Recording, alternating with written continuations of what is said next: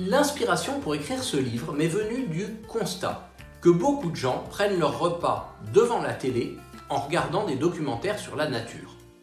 Et alors ils se passionnent pour des espèces venues de l'autre bout du monde, sans remarquer que dans leur assiette se cachent des plantes et des animaux tout aussi fascinants qu'un manchot ou un jaguar, et qui viennent souvent de pays encore plus lointains. Si je devais choisir un plat préféré, je dirais sans doute la soupe de poisson,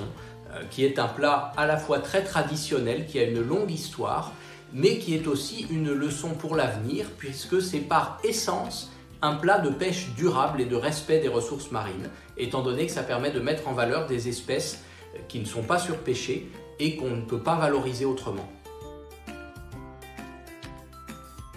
En écrivant ce livre, j'ai découvert beaucoup de choses qui m'ont étonné sur les espèces qui nous nourrissent, et notamment le fait que beaucoup d'entre elles n'étaient pas domestiquées dans le but de nous nourrir au départ. Par exemple, la laitue, au départ, a été domestiquée pour en faire une drogue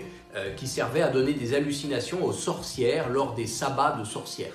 Le poulet même, le poulet qu'on a aujourd'hui presque tous les jours au menu, eh bien au départ c'était un animal de compagnie. La vulgarisation scientifique, elle est plus que jamais importante aujourd'hui parce que c'est un moyen de s'émerveiller sur le monde qui nous entoure et donc de mieux le protéger. Si j'ai un message à transmettre au sujet de la science pour le grand public, c'est que la science, elle vous aime.